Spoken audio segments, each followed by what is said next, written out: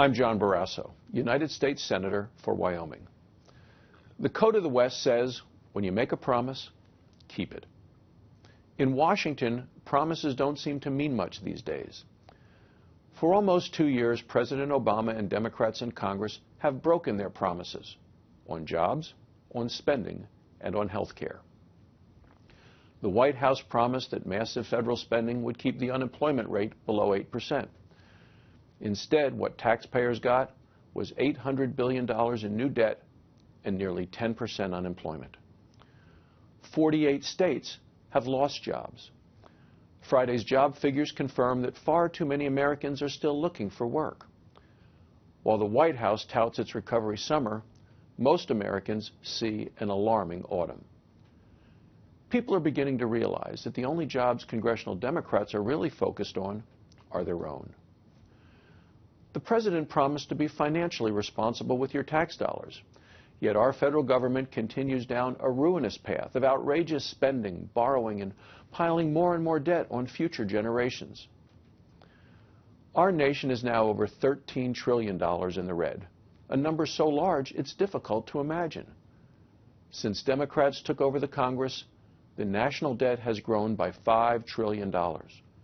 And the president's own budget says it will grow by trillions more by the end of his term. Astonishingly, instead of cutting wasteful Washington spending, President Obama and the Democrats plan to raise taxes. Last week, Congress fled Washington while one of the largest tax hikes in our nation's history hangs over the heads of working families. Rather than forcing Congress back into session to do the people's business, the president merely waved goodbye. Interviewed recently about why he wouldn't extend all of the tax cuts, President Obama declared that he had, quote, a whole bunch of better ways for us to spend that money. With all due respect, Mr. President, this money isn't yours. It belongs to the American people. The Obama tax hikes are yet another job-killing burden that the American people and American employers cannot afford. Raising taxes on anyone in the middle of a recession is the worst thing we can do. Our problem is not that we're taxed too little. The problem is that Washington spends too much. As a doctor, I've also heard from Americans who are concerned about the president's broken health care promises. In Wyoming and across the country, we are now bracing for the president's new health care law. As you may remember, during the debate over health care, President Obama promised time and time again that if you like your current health care plan, you can keep it. Well, it's now clear that the president has broken that promise too. In June, the Obama administration took 2 pages of the health care law and transformed them into 121 pages of bureaucratic rules, regulations, and red tape that clearly violate the president's promise. Employers, large and small across the country, say they may be forced to stop offering health insurance to employees simply because of the cost and the penalties of the president's new health care law.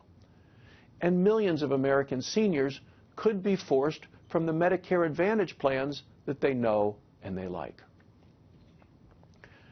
At the time of his inauguration, President Obama talked about how the American people had entrusted him with a great responsibility to keep the public's trust. The president has failed to keep his promises on jobs, on spending, and on health care. Frankly, very little trust remains. The president's policies are irresponsible and unsustainable. Worse, many Americans fear the damage done by these policies may also be irreversible. I believe there is too much at stake and far too much to lose for us to allow bad policies and reckless spending to remain unchecked or unchallenged. And so we will fight for a dramatic change in priority and direction. Republicans have a pledge to America, a pledge to prevent tax hikes, to reduce federal spending, and to work every day to repeal the massive new health care law and replace it with common sense reforms that lower costs.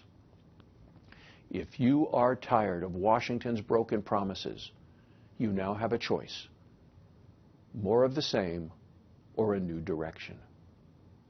Thanks for listening.